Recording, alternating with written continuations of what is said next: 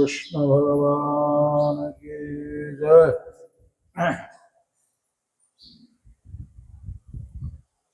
यत्र यत्र रघुनाथ कीर्तनम तत्र तत्र कृतमस्तकांजलिं बाष्पवारि परिपूर्णलोचनम मारुतिं नमत राक्षसांतकम्। నిన్నటి విషయంలో ఒక్క విషయం ప్రారంభించాము మనము. నేను మొన్న అదే చెప్పాను, చాతుర్మాస్యంలో ఉన్న లాభం ఏంటి? మంచి శ్రోత ఉండాలి, శ్రద్ధతో వాడు వినాలి. శ్రోతలో ముందు నడిచి చెప్తాను నేను. ముందు ముందు ఎలా కాలం జరుగుతుందో శ్రోత ప్రకారాలు, శ్రోతలో ఏ ఓటి శ్రోతలు ఉండాలి, ఇవన్నీ విషయాలు ముందు ముందు వస్తూ పోతాయి. వాడు శ్రద్ధతో వింటూ పోవాలి. అవుతే కొత్త కొత్త విషయాల జ్ఞానం అక్కడ జరుగుతుంది.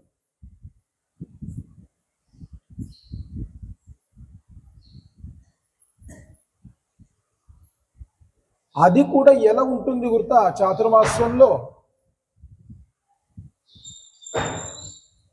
గంగా, యమున, గోదావరి, తాపి, నర్మదా, కృష్ణ, తుంగభద్ర, తపతి, శరయు, ఈవోటి ఎన్నో నదులు ఉన్నాయి. అది ఎప్పుడు పారడం ప్రారంభమవుతుందో నదుల ప్రత్యేకత చూడండి. మా భారతదేశంలో దగ్గర దగ్గర అన్ని మహానదులు, గంగా, యమున, గోదావరి, కృష్ణ, తుంగభద్ర, ఇవన్నీ పశ్చిమం నుండి తూర్పుకు వెళ్ళాయి.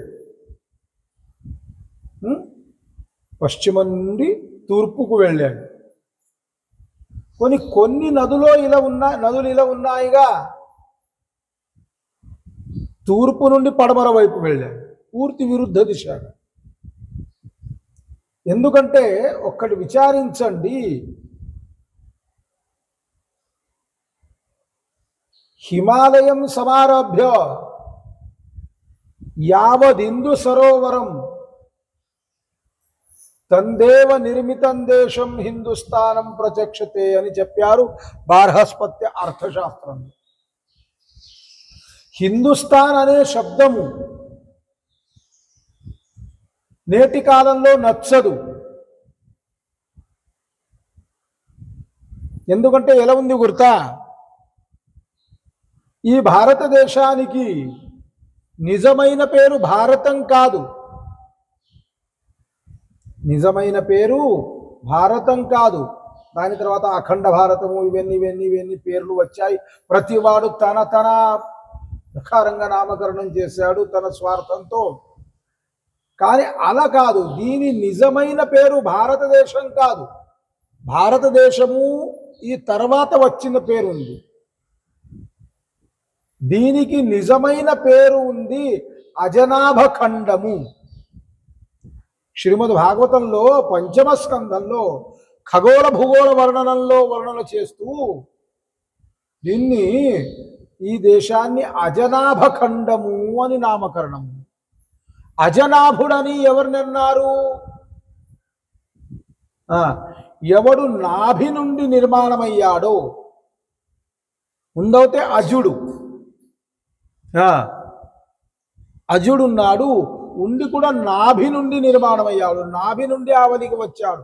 భగవంతుని నాభి నుండి ఆవలికి వచ్చాడు బ్రహ్మదేవుడు.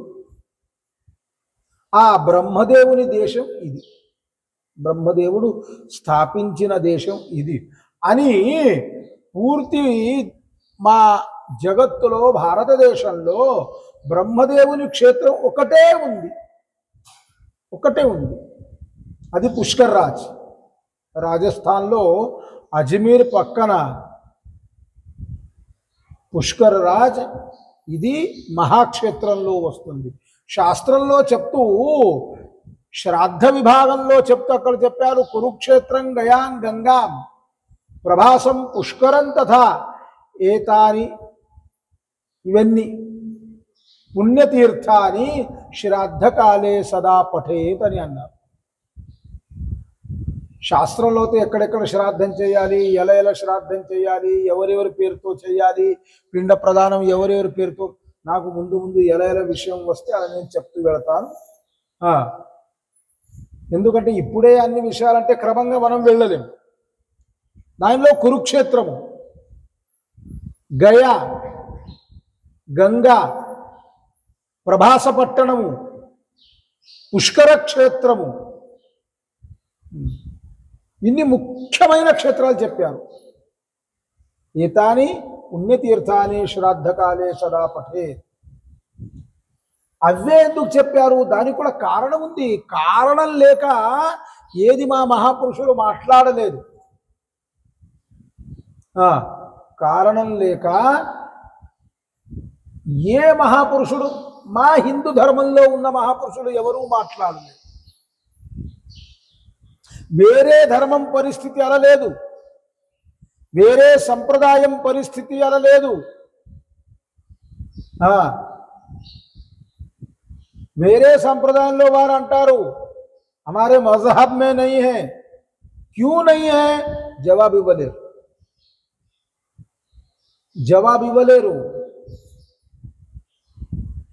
జవాబు ఇవ్వలేరు. ప్రశ్న అడిగి ఎవరైనా అడిగాడు అనుకోండి, అనుకోండి, ఏ కాఫీరే. కానీ మా ధర్మంలో ఎలా ఉంది గుర్తా? ఎవడైనా ప్రశ్న అడగని, ఏ బోటి వాడైన ప్రశ్న అడగని, ఎటువంటి వాడైన ప్రశ్న అడగని, వాని జవాబు మా ధర్మంలో. ఢిల్లీలో శాస్త్రార్థ మహారథి మాధవాచార్యులని గొప్ప మహాపురుషులైపోయారు, గొప్ప విద్వాంసుడైపోయారు. అయితే మా మహారాజ్ గారితో వారికి చాలా మంచి ప్రేమ సంబంధం. ఇప్పుడు నేను మొదటో రోజు చెప్పాను, శృంగేరి మహారాజ్ వారు నిజామాబాద్ వచ్చారని. ఆ సమయంలో చాలా విద్వాంసులు నిజామాబాద్కు రప్పించారు. దాంట్లో శాస్త్రార్థ మహారథి మాధవాచార్యులు. అయితే మాధవాచార్యులు ఒక గ్రంథం రాశారు హిందీ భాషలో. అప్పుడు అక్కడ ఢిల్లీలో కమలా పుస్తకాలయము అని వారి ఒక పుస్తకాలయం ఉండేది. అక్కడ నుండి అప్పుడు అది దొరికి చాలా పాత ప్రతి ఉంది నా దగ్గర. మాధవాచార్యులు తన స్వయంగా తన చేతితో ఇచ్చారు కొన్ని పుస్తకాలు మహారాజు గారిని. ఆ పుస్తకం పేరే క్యూ.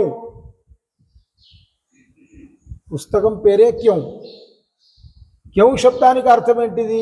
తిలక ధారణ, తిలకం ధరించాలి, తిలక ధారణ క్యూ, స్నాన్ క్యూ.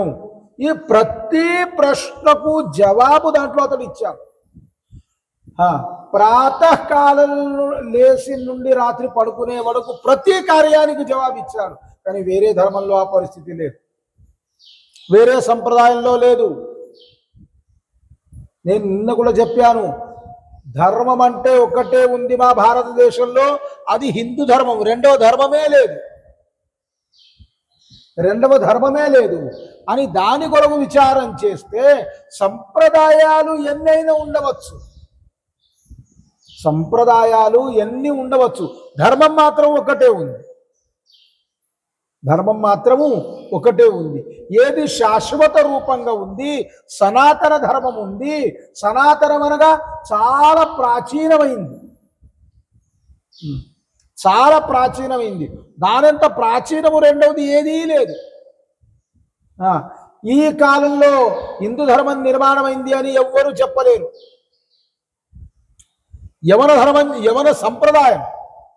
యవన సంప్రదాయం చెప్పవచ్చు. వాళ్ళది హిజ్రీస్ అని ఉంది. ఇవన్నీ వాళ్ళ సన్ లాగు పడతాయి. ఫస్లీ, హిజ్రీ, ఇవన్నీ వాళ్ళవే. అది వాళ్ళ కాలం. ఇన్ని సంవత్సరాల క్రితము యవన సంప్రదాయం నిర్మాణమైంది అని. క్రిస్టియన్ 2025, ఇది ఇస్వీసన్ వాళ్ళది, ఇస్వీసన్ వాళ్ళది అని దాని కొరకు. కానీ హిందూ ధర్మానికి అలా మనం చెప్పలేము. ఇన్ని సంవత్సరాల నుండి హిందూ ధర్మం ఉంది, అది చాలా ప్రాచీనం, చాలా అంటే చాలా ప్రాచీనం ఉంది అని దాని కొరకు విచారం చేస్తే దీనికి నిజమైన పేరు అజనాభ ఖండము అని మొదటవ పేరు. ఈ దేశానికి అజనాభ ఖండము అని మొదటవ పేరు. మరి భారతదేశం అని ఎలా వచ్చింది? భారతదేశం తర్వాత వచ్చింది. భారతదేశం అనేది పేరు తర్వాత వచ్చింది. దానికన్నా ముందు దీనికి హిందుస్థానము అనేవారు. అది స్థానంది స్థానమైంది. నేటి కాలంలో వ్యాకరణం ఇంత దురావస్థ ఉంది. కొందరు మాట్లాడితే నాకు భయం అనిపిస్తుంది. నేటి పిల్లలైతే వారి మాటలే వినవద్దు. నేను ఒక పిల్లవానికి చెప్పాను, నాయన నువ్వు ప్రతిరోజు రామాయణంలో ఉన్న అహిల్యాస్తుతి చదువుతూ మంచి మాట. కొన్ని రోజులు వాడు ఇప్పటి వరకు పాఠం చేస్తాడు, మంచి చేస్తున్నాడు. ఒకరోజు వానికి వాడు వచ్చాడు, నాకు మనసులో అనిపించింది వీని పరీక్ష తీసుకుందాం అన్న. అరే ఆ అహిల్యాస్తుతిలో ఒక శ్లోకం ఉంది రాది అనురాన్. ఏది మహారాజా? భవభయహరమేకం భానుకోటి ప్రకాశం. ఈ శ్లోకం అను. వాడు ఎట్లా అన్నాడు గుర్తా? భవభయహరమేకం భానుకోటి ప్రకాశం. వాడికి పెద్ద భానత అందుకే రాదు. మరి తెలుగులో పెద్ద భా లేదా? ఉంది. లేదని కాదు, దానికి రెండు కారణాలు. ఈ దుస్థితి జరిగే కారణం మనమే. మన పిల్లలకు ఈ స్థితికి తెచ్చిన వాళ్ళు మనమే. ఎందుకు మనమేం చేశాము? ఎందరో మాకు జాతకాలు చూపెట్టడానికి వస్తారు, జ్యోతిషం అనటందుకు వస్తారు. మేము వారికి చెప్తాము, అది జపం ఆ స్తోత్రం చదవండి, ఈ స్తోత్రం చదవండి. అయితే వాడేమంటాడు, మహారాజా నాకు తెలుగులో రాదు, అది నెట్లో ఇంగ్లీష్ పైన వస్తుందా? ఇంగ్లీష్ దుస్థితి ఎట్లుంది గుర్తా? ఇంగ్లీష్లో చాలా శబ్దాలు తక్కువన్నవి.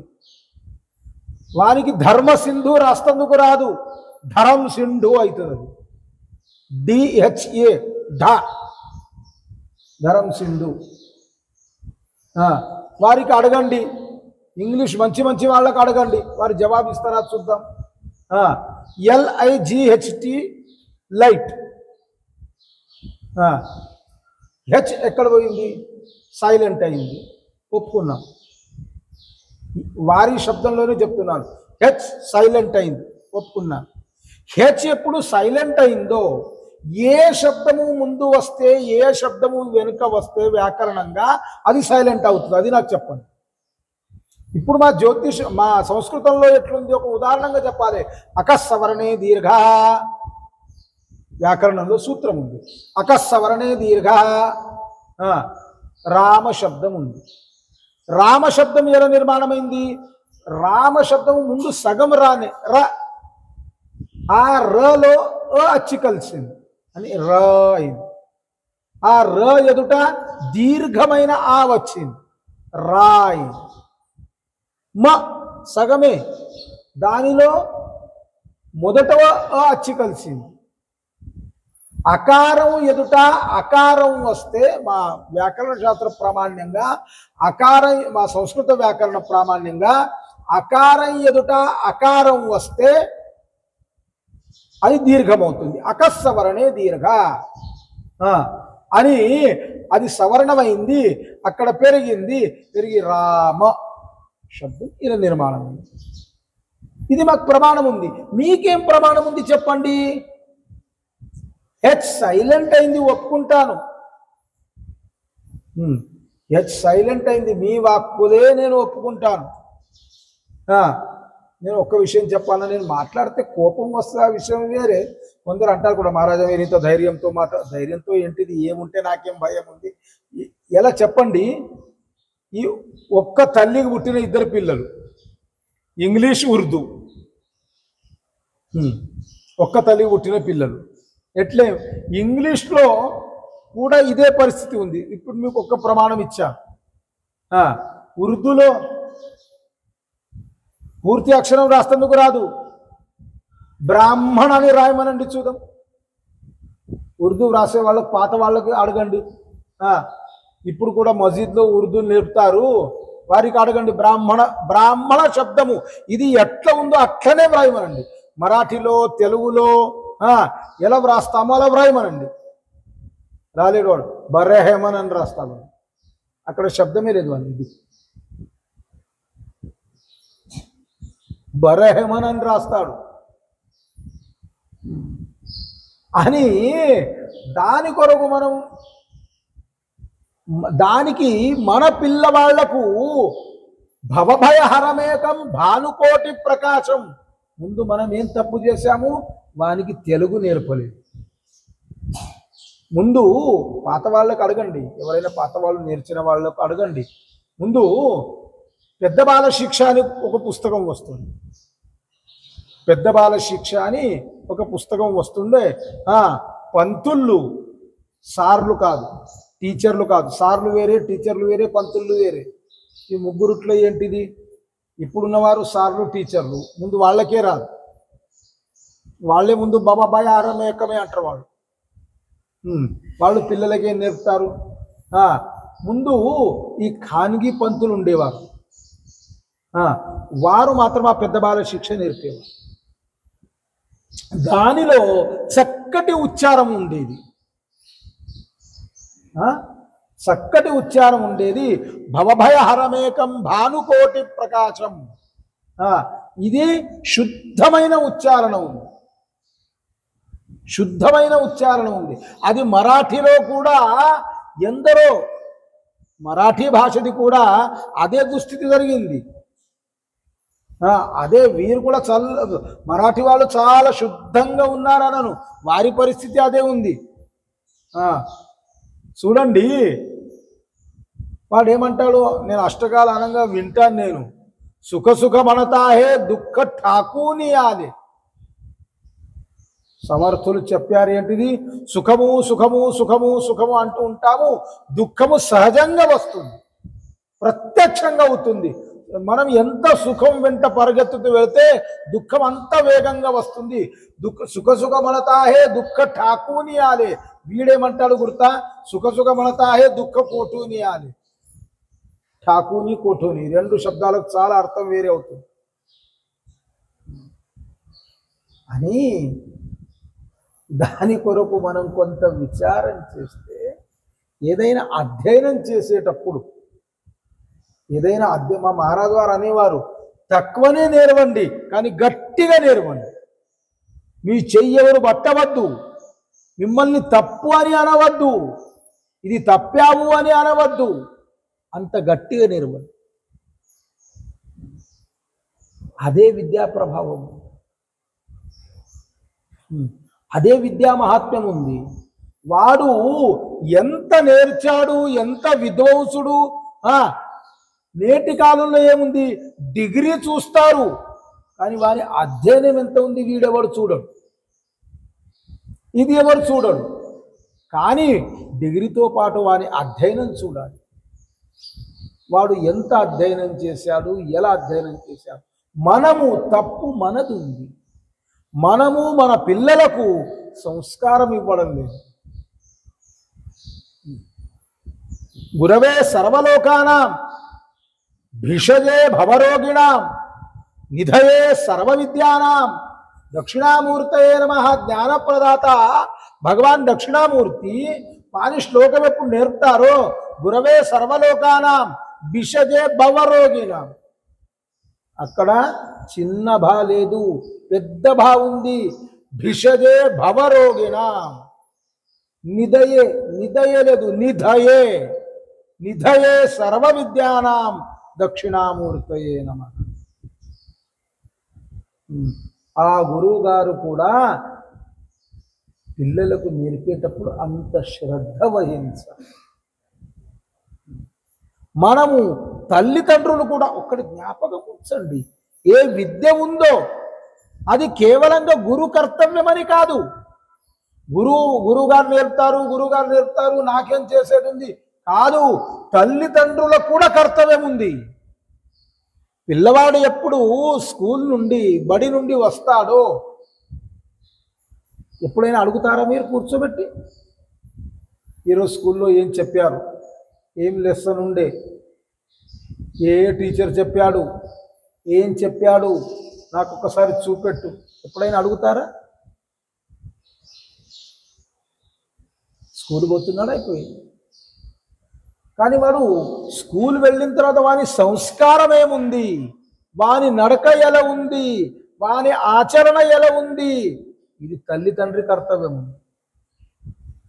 అని. హిందుస్థానం కాదు, నాకు మూల శబ్దం అక్కడి నుండి వచ్చింది, హిందుస్థానం ఉంది. అజనాభ ఖండం తర్వాత హిందుస్థానం ఉంది, హిందూ యొక్క స్థానము, హిందూ యొక్క స్థానము. కొందరు అంటారు సింధు ప్రాంతంలో ఉన్న హిందువారు, అలా అయితే మాకు చాలా లాభం ఉంది. మా అంత లాభం ఎవరికి లేదు. ఎందుకు? సింధు మా వైపు నుండి పారుతూ పాకిస్తాన్లో వెళ్ళింది, మరి వారందరూ హిందూ వాళ్ళేనా?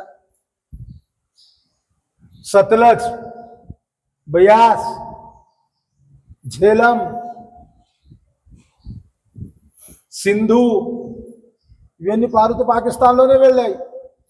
మరి సింధు ఎక్కడుంటే అక్కడ హిందూ అంటే పాకిస్తాన్ కూడా హిందుస్థానమే ఉంది. విచారించండి.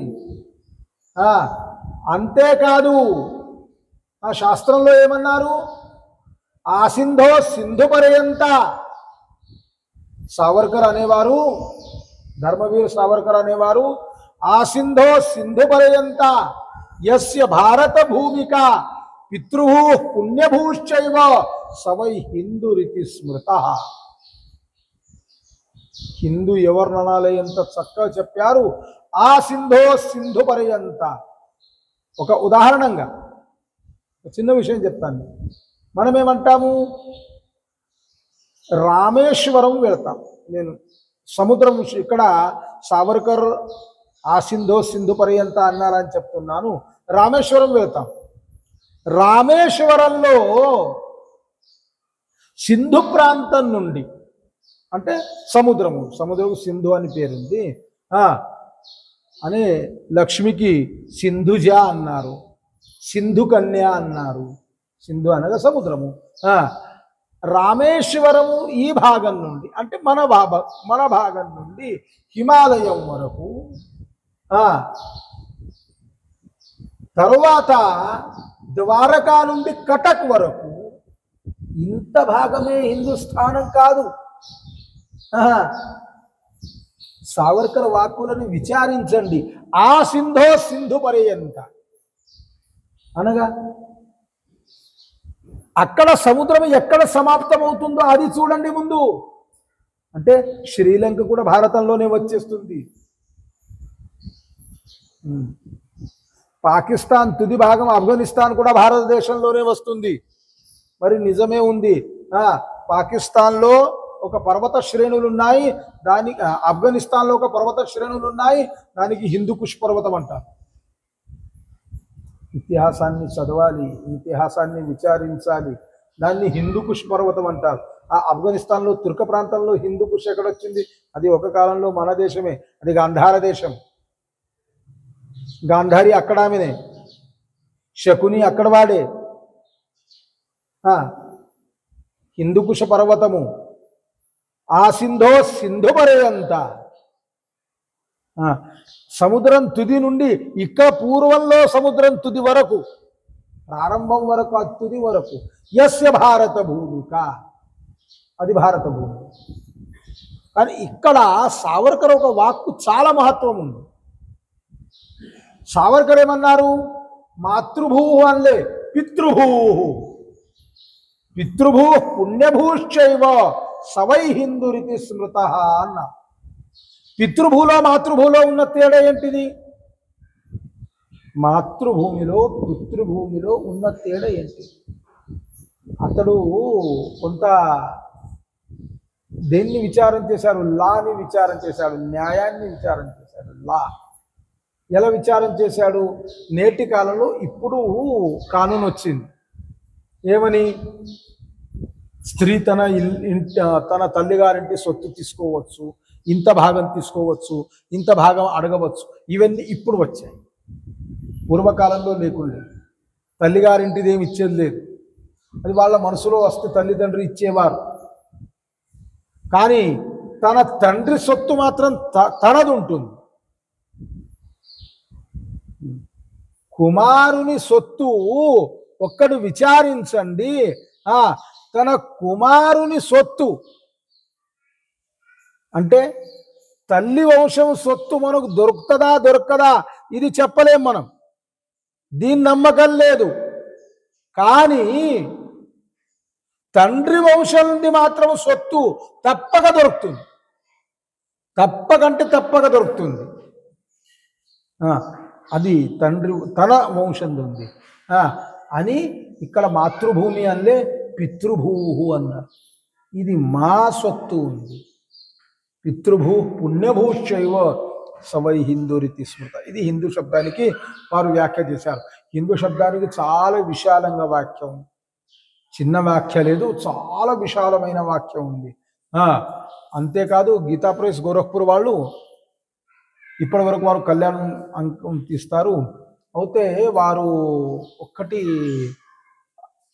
దగ్గర ఒక 40 సంవత్సరాల క్రితము హిందూ అంకం అని తీశారు. పూర్తి హిందూ విషయంలోనే వారు చింతనం చేశారు.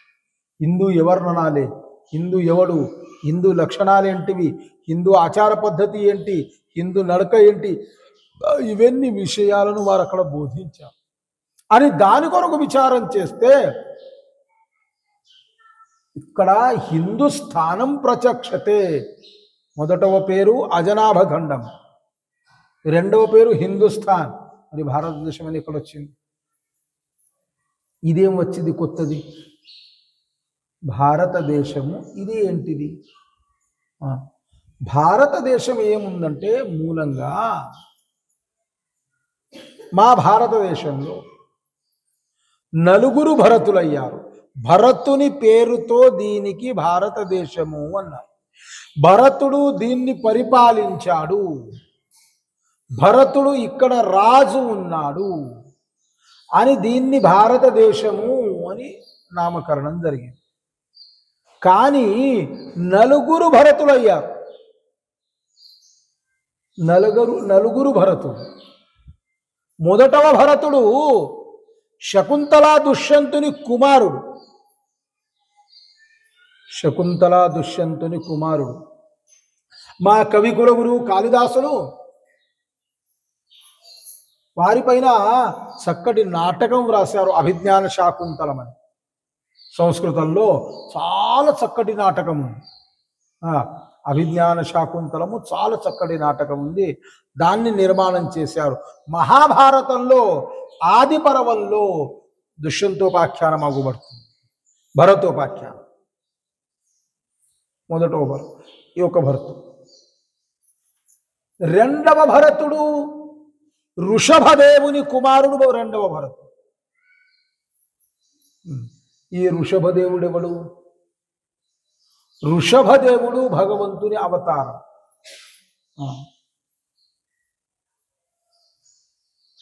శ్రీమద్ భాగవతంలో భగవంతుని 24 అవతారంలో 8వ అవతారము ఋషభదేవుంది అని చెప్పారు.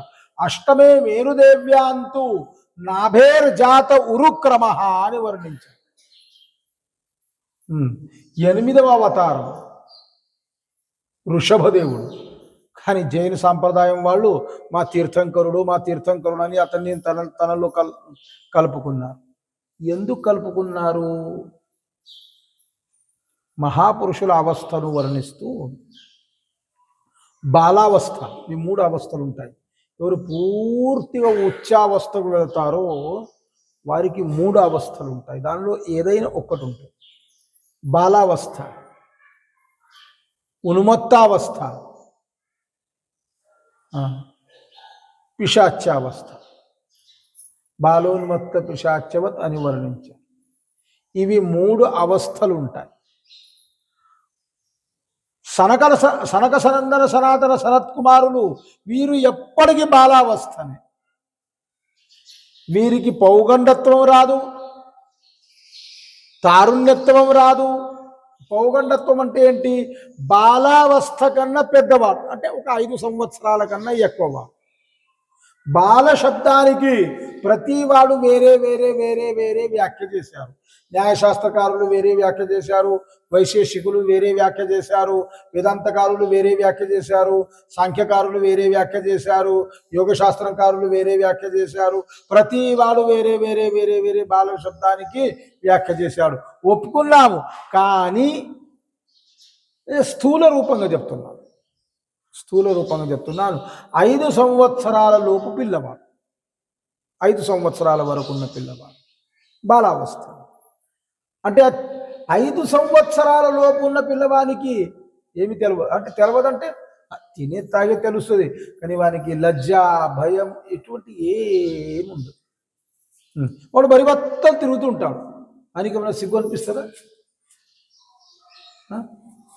వానికి అదంతా ఏమి తెలియదు. తల్లియే వెళ్ళాలి, తల్లియే వానికి బట్టలు వేయాలి, తల్లియే స్నానం పోయాలి, తల్లియే అన్ని వారికి ఉపచారాలు చేయాలి. బాలావస్థ. ఉన్మత్తావస్థ, నాకు ఒక్క ఉదాహరణ ఇస్తాను. ఇక మీరేమి అనుకోనంటే చెప్తాను. అంటే తెలుస్తుంది. తాగినవాడు మన గుంగిలోనే మనం ఉంటాం. ఒక రాజు ఉండే, తాగినవాడు ఎట్లుంటాడు మీకు ఉదాహరణ చెప్తాను. ఒక రాజు ఉండే, చాలా గొప్ప రాజు ఉండే. వాని దగ్గర ఒకవాడు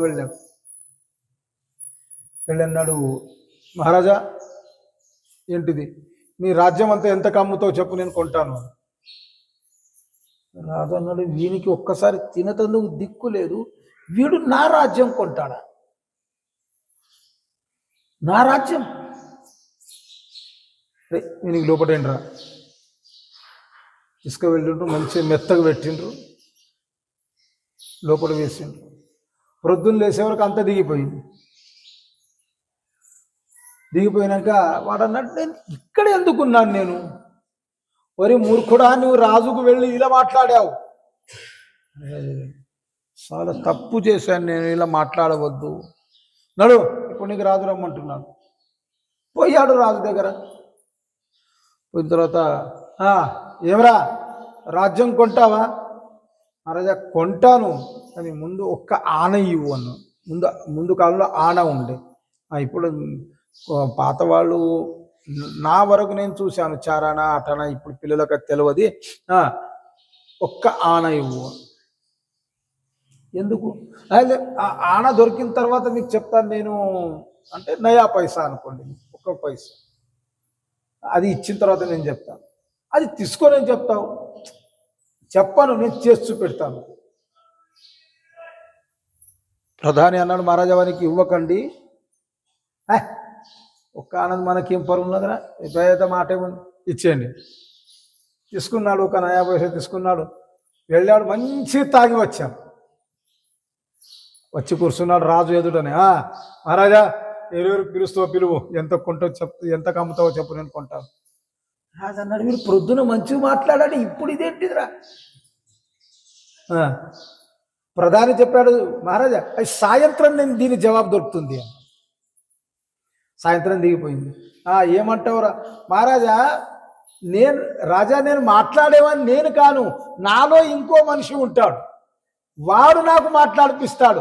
వాడు నాలో ఉన్నప్పుడు నేను రాజ్యం కాదు, పూర్తి పృథ్వీ కొంటాను అన్నాడు. అది ఉన్మత్తావస్థ. ఈ మహాపురుషులది ఉన్మత్తావస్థ. సమర్థుల చరిత్రలో ఒక ఉదాహరణ కూడా. సమర్థులు అవధూత స్థితికి వెళ్ళిన మహాపురుషులు. పూర్వకాలంలో ఇక్కడ మన ప్రాంతంలో సుర్పూర్ పంచాంగం అని వచ్చేది. ఇప్పుడు అది ఒక కర్ణాటక భాషలోనే ఉంది. ఎప్పటి వరకు రామశాస్త్రి హెబ్బాళ వారు ఉండిరో అప్పటి వరకు మరాఠీ భాషలో వచ్చే సురపురు పంచ చాలా మంచి పంచాంగం. అయితే దానిలో అతడు దాసనవమి వ్రాసే సమయంలో శ్రీ రామదాసావధూతానాం పుణ్యదినము అని వ్రాసేవాడు. అయితే అవధూత స్థితికి వెళ్ళిన మహాపురుషుడు సమర్థుడు ఒకరోజు సహ్యాద్రి ప్రాంతంలో తిరుగుతూ వెళ్ళారు. షిర్గావ్ ప్రాంతం అంతా పర్వత ప్రాంతము. అక్కడ షమ్నామీర్ పీర్ అని ఒక దర్గా ఉంది. ఒక గొప్ప మహాపురుషుడు. నేను నిన్ననే చెప్పాను, ఒక్కడి జ్ఞాపకం ఉంచండి. ఎంత హిందూ కావచ్చు, ఎవడైనా కావచ్చు, సంప్రదాయ అధికారము, తత్వజ్ఞానము, భగవత్కృప అది జాతివాదం ఎప్పుడూ చూడు. ఏ జాతిని విచారించు. షమ్నామీర్ పీర్ గొప్ప మహాపురుషుడు. అతని దర్గా అక్కడ. సమర్థులు ఉన్మత్తావస్థకు వెళ్ళిన వారు తిరుగుతూ ఆ గట్టు పైన వెళ్ళారు. చాలా ఎత్తు గట్టు పైన ఉంది. పర్వతం పైన వెళ్ళారు. పర్వతం పైన వెళ్ళిన తర్వాత ఎండాకాలం రోజులు సమర్థులు మూర్ఛ వచ్చి పడిపోయారు. కొంత సమయంలో దేహం పైన భ్రాంతి వచ్చింది. చూస్తారేంటిది, ఎవడో వయోవృద్ధుడు తుర్కవాడు ఉన్నాడు.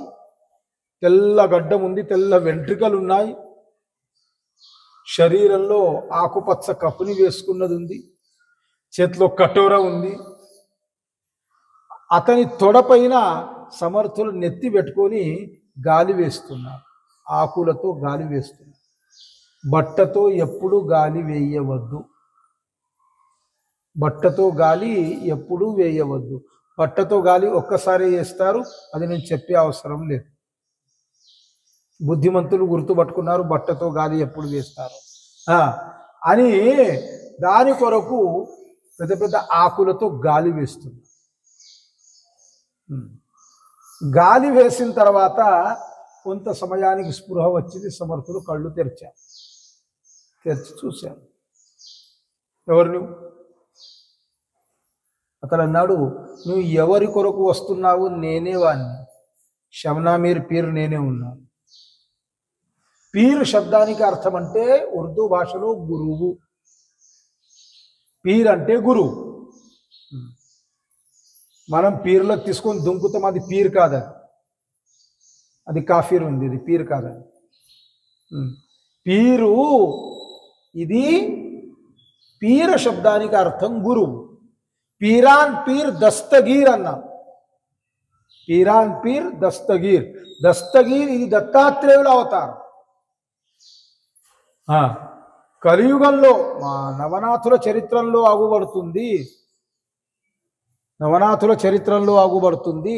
ఏమని ఆగుబడుతుంది? కలియుగంలో యవన రాజ్యం వస్తుంది, ధర్మం నశిస్తుంది అని మత్స్యేంద్ర గోరక్షనాథాది వాళ్ళు యవనం పేర్లు, తుర్క పేర్లు ధరించి వారు తన స్వరూపాన్ని, తన అస్తిత్వాన్ని మార్చుకున్నారు. దానిలో దత్తాత్రేయులకు వారు దస్తగీర్ అంటారు. దస్తగీర్ అని అన్న తర్వాత దత్తాత్రేయుని ఒట్టి పీర్ అనరు, పీరాన్ పీర్. గురువుకు గురువు అంటే జగద్గురువు. వారి వాక్కులు అంటే దస్తగీర్ అంటే జగద్గురు. అయితే అతను అన్నాడు, నేనే షమ్నామీర్ పీర్ ఉన్నాను. లేసారు సమర్థ. ఒకవారి మెడకు ఒకవారు పడ్డారు. పడ్డ తర్వాత వాడేమన్నాడు, నా వద్ద నీరున్నాయి, నువ్వు స్పృహ తప్పి పడిపోయావు, ఈ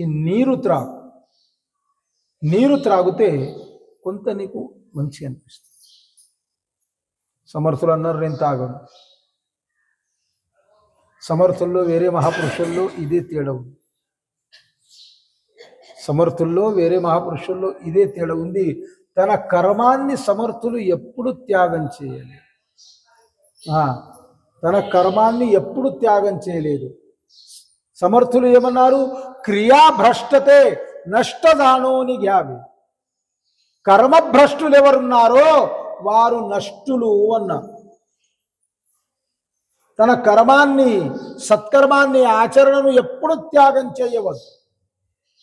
నేను తాగను, ఎందుకు ఎందుకు తాగవు?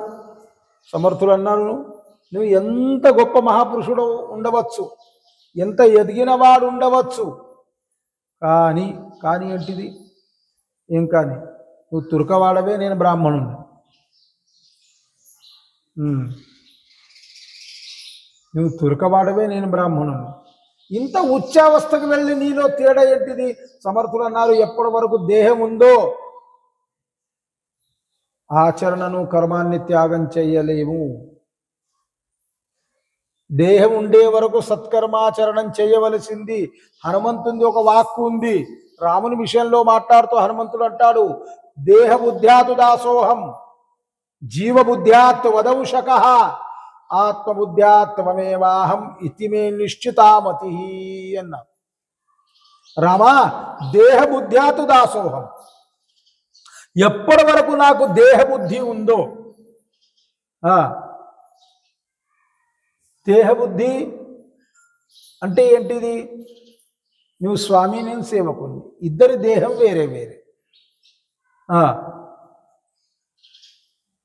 ఉత్తర భారతంలో రైదాసుడు అని ఒక గొప్ప మహాపురుషుడు అయిపోయాడు. రైదాసుడు అని ఒక గొప్ప మహాపురుషుడు అయ్యాడు. రామానంద సంప్రదాయం. అతనిది ఒక కావ్యం ఉంది.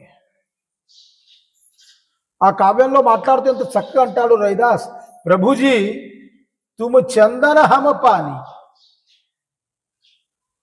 అభేదం ఉండి లేనట్టు మాట్లాడతాడు. ప్రభుజీ తుము చందన హమ పాని. స్వామి, మీరు చందనమవుతే నేను నీరు. నీరు లేక గంధము ఎప్పుడూ వెళ్ళదు. పూర్వకాలంలో గంధం తీసేవారు, ఇప్పుడు గంధం పోయింది. ఇప్పుడు అంతా పౌడర్ పైన ఆ గంధమి కూడా ట్యూబ్లు వస్తున్నాయి. ఆ ట్యూబ్ల పైన వచ్చింది. దానితో శరీరానికి మంచి వ్యాయామం అయ్యేది గంధం తీసేది. ప్రభుజీ తుమ చందన హమ పాని. నువ్వు చందనం అవుతే నేను నీళ్లు. నీళ్లు లేక గంధం ఎప్పుడు వెళ్ళదు. ప్రభుజీ తుమ మోతి హమ ధాగా. స్వామి, నువ్వు ముత్యం అవుతే నేను దారం. ఎంత మంచి ముత్యం ఉండవచ్చు, ఎంత మంచి ముత్యం, కోట్ల రూపాయలది ముత్యం ఉండవచ్చు, కానీ దానికి దారమే కావాలి. ఏమి విలువ లేని దారమే కావాలి. దారం లేకపోతే ముత్యంకి ఎవరు అడగరు.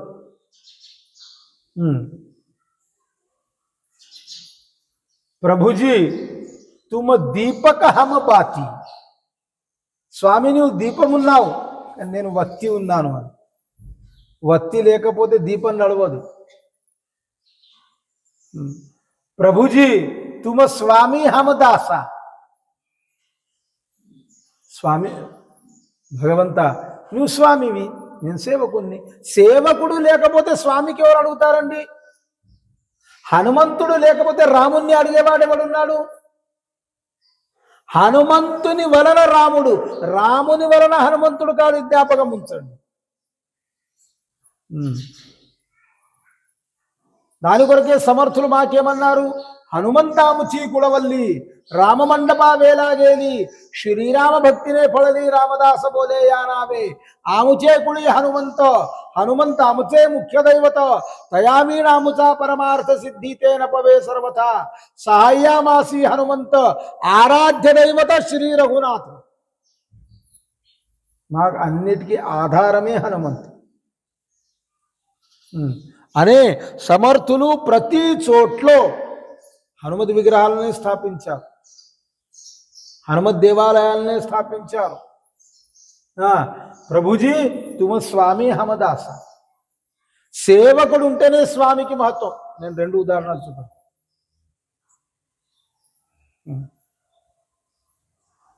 ముందు తండ్రియా ముందు కుమారుడా? ముందు తండ్రియా ముందు కుమారుడా? ముందు కుమారుడు.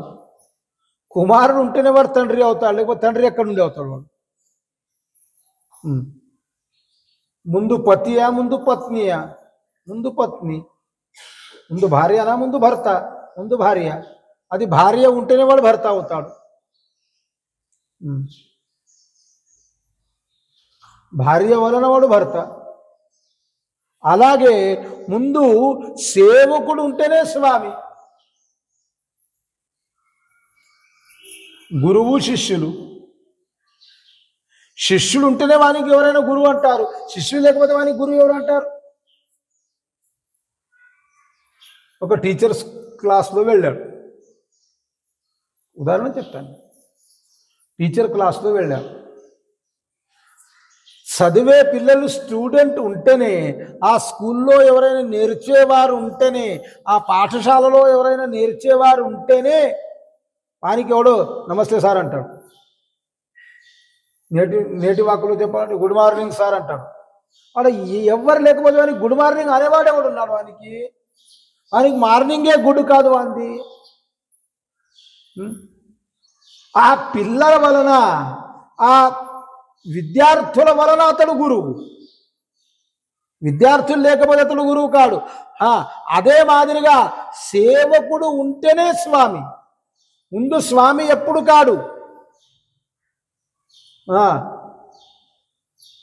ముందు స్వామి ఎప్పుడు కాడు. స్త్రీ ఇతడు నా భర్త అని చెప్తుంది. నలుగురు ఆడవాళ్ళు అడిగారనుకోండి, మీ ఆయన ఎవరు? ఇక్కడ నిలబడ్డారు చూడండి, అతడు ఉన్నారు చూడండి. అంతేకాదు, మీకు ఇంకో ప్రత్యేకత చెప్తా. జగత్తులో తండ్రిని చూపెట్టేవారు తల్లి. తల్లియే చెప్తుంది, వీడు నిన్ను ఆయనరా, నాన్నాను నాన్నాను నాన్నాను. ఇప్పుడు కాలం మారింది, ఆ నాన్నను కూడా చంపేస్తున్నారు. బ్రతికున్నప్పుడే చంపేస్తున్నారు. Daddy, dead. డెడ్ శబ్దం నుండి వచ్చింది డాడీ. మమ్ శబ్దం నుండి వచ్చింది మమ్మీ. అది మంచిగా అమ్మ నాన్న అంతందుకు రాదా? మీ పరువు పోతుందా? మీదేమైనా తక్కువతనం అవుతుందా? మీరు ఆంధ్రలో, తెలంగాణలో, మీ ప్రాంతంలో మీరు పుట్టి, మీరు ఎదిగి భారతదేశంలో ఎదుగుతున్నారు. మీకు అమ్మ అంతందుకు రాదు? భోజుని కాలంలో ఒక విద్వాంసుడు వచ్చాడు. జగత్తులో ఉన్న ప్రతి భాష వారికి వచ్చేది. ప్రతి భాష. కొన్ని భాషలు ఇలా ఉన్నాయి, దానికి లిపి లేదు. దానికి లిపి లేదు కానీ భాష ఉంది, మాట్లాడతా. ఉదాహరణగా మార్వాడి భాష, దానికి లిపి లేదు. లిపి లేదు. లంబడోళ్ళ భాష లిపి లేదు. లిపి లేదు. ఆబోటి ఎన్నో భాషలు ఉన్నాయి మా భారతదేశంలో. ఎన్నో భాషలు ఉన్నాయి. వారికి అన్ని భాషలు వచ్చు. వాడు అన్ని భాషలు మాట్లాడేవాడు, చక్కగా మాట్లాడేవాడు. అయితే వాడు ఒకరోజు భోజుని సభలో వచ్చి అన్నాడు, నా మాతృభాషను గుర్తుపట్టుకోవాలి,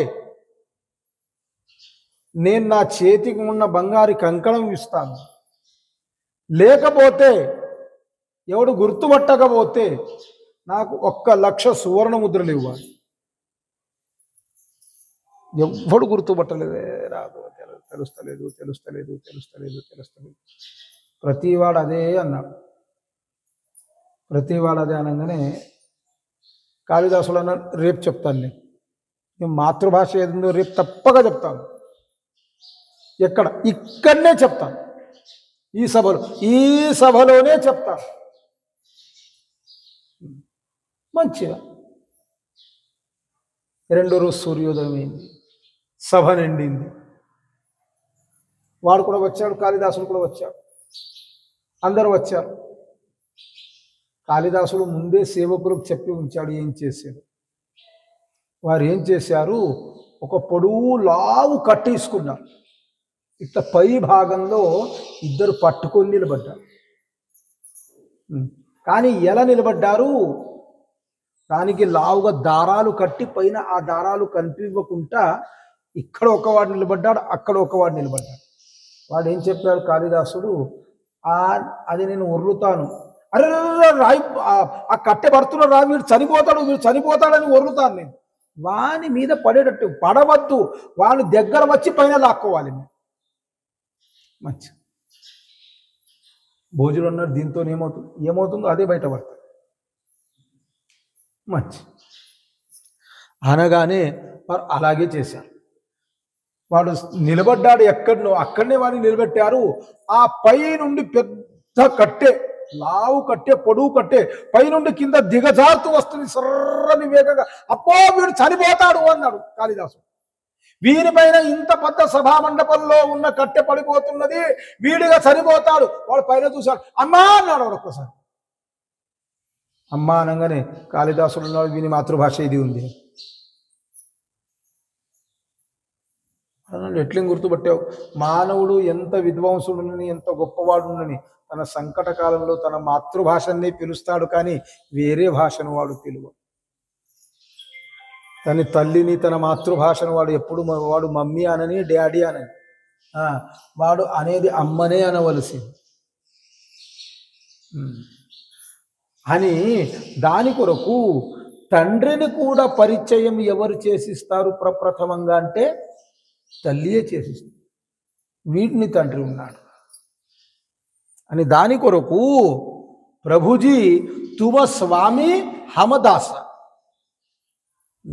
అనే హనుమంతుడు అన్నాడు, దేహబుద్ధ్యాత్ దాసోహం. ఎప్పటి వరకు దేహబుద్ధి ఉందో అప్పటి వరకు నేను సేవకుని, మీరు స్వామి. జీవబుద్ధ్యాత్ వదంశక, ఎప్పుడు నాలో జీవబుద్ధి నిర్మాణం అవుతుందో, జీవశివావస్థ వస్తుందో, నీ అంశజుణ్ణి, నీ నుండి నేను విడిపోయాననే నేను జీవుణ్ణి అయ్యాను, లేకపోతే నేను శివుణ్ణే ఉన్నాను. సమర్థులు స్వయంగా అంటాం. మనం అష్టకాలు అనేటప్పుడు ఎప్పుడూ విచారించం, మన నియమం అని అంటాం. నియమం అని అంటాం. ఒక్కడి జ్ఞాపకం ఉంచుకోవాలి, మనకు అష్టకాలు ఎంతైనా ముఖోద్గతం ఉండవచ్చు, పుస్తకం చూస్తే అనాలి. మన ఉచ్చారణ చాలా శుద్ధంగా ఉంది అని అనుకోవద్దు. నేను అష్టకాలు అనను అని అనుకోవద్దు. నేను ప్రతిరోజు అష్టకాలు అంటాను, కానీ కావాలని వీరందరూ అనేటప్పుడు నేను తిరుగుతూ ఉంటాను. వీళ్ళు ఏంటో ఎలా అంటున్నారు, ఏమంటున్నారు, రామరక్ష ఎలా అంటున్నారు, హనుమాన్ చాలీసా ఎలా అంటున్నారు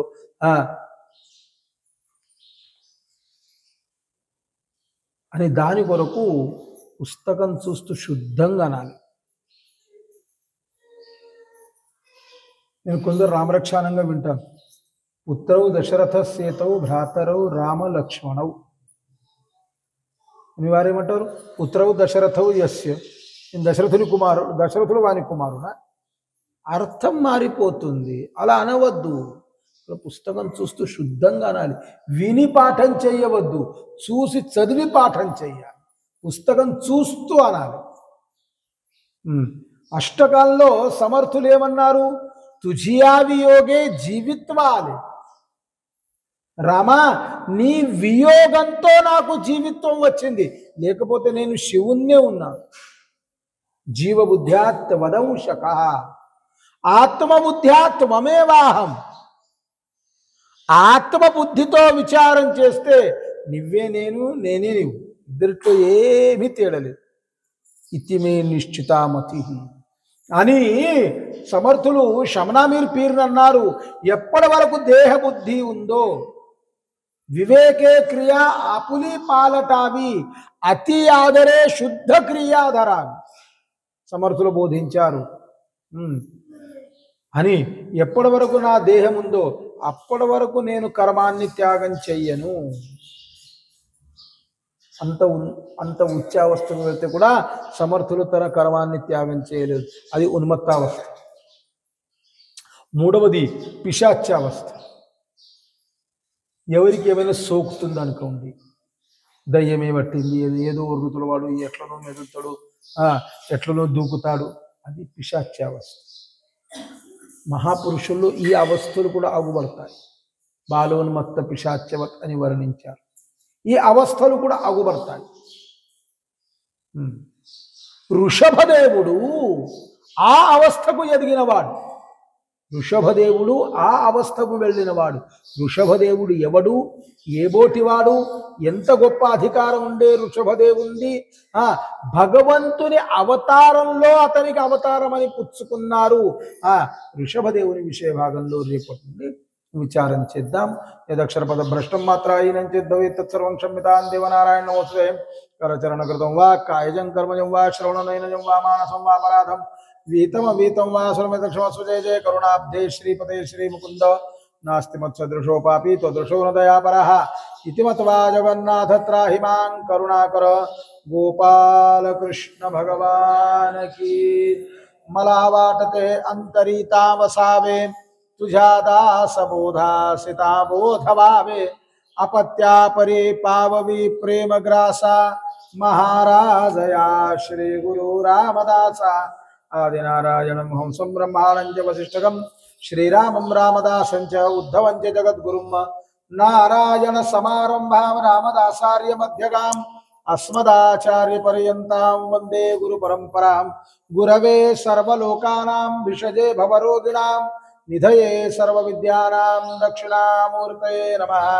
अनेन प्रीयतां देवो भगवान् जानकीपतिः श्रीरामचंद्र पूर्वेशामस्माकं कुलदैवतं. श्रोता वक्ता श्रीराम समर्थ.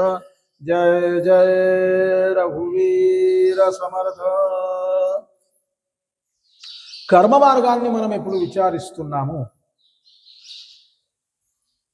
శాస్త్రంలో నిత్య కర్మం, నైమిత్తిక కర్మం, కామ్య కర్మం ఇవన్నీ భేదాలు నిర్మాణం చేశారు. నిత్య కర్మం అంటే ప్రతిరోజు జరిగేటివి, తప్పక జరిగేటివి.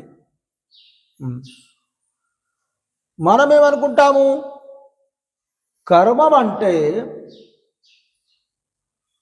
స్నానం చేయడం. కొంతవారు అనుకుంటా కర్మ మార్గం ఎక్కడితోనవుతుంది, కర్మ మార్గం కాదే కాదు అని మేము కర్మ మార్గం తోవకి వెళ్ళము. చాలా తప్పు. మీరు వెళ్ళకపోతే కూడా కర్మం మీకు తప్పదు. కర్మం మీకు తప్పదు. ఎలా? స్నానం తప్పుకుంటా 8 రోజులకు చేస్తారు, చెయ్యండి, మాకేం సంబంధం లేదు. నెలకోసారి చెయ్యండి. కానీ కర్మం ఎట్లుంటుంది గుర్తా? కర్మం చేస్తుండే మీరు స్నానం చేయకపోతే మీ శరీరానికి ఎంత వాసన వస్తుందో చూడండి, అది కర్మం. రెండవ చెప్పాలన్నా, పూజ చెయ్యకు. నేను దేవుణ్ణి ఒప్పుకోను, కర్మాచరణ చెయ్యను, నేను పూజ చెయ్యను. తింటావా లేదా? తింటావా లేదా? తింటాను. కమ్మగా తింటావా లేదా? కమ్మగా తింటాను. అది కర్మం కాకపోతే ఇంకేముంది? ఏది చేస్తామో అది కర్మం. కర్మ శబ్దానికి ఇంత సక్రమంగా వ్యాఖ్య చేశారు మా పూజ్యపాదులైన ఆచార్యులు భాష్యంలో. కర్మం దేన్ని అన్నారు, ఎలా ఉంది? మానవుడు కర్మాన్ని త్యాగం చేస్తే కూడా కర్మం మన వెంట ఎలా వస్తుంది? ఆ విషయ భాగాన్ని రేపు చూద్దాం. విసర్గ బిందు మాత్రాన్ని పదపాదాక్షరాన్ని చ న్యూనాని చాతిరిక్తాని క్షమస్వ పరమేశ్వర. గోపాల కృష్ణ భగవాన్ కీ జయ.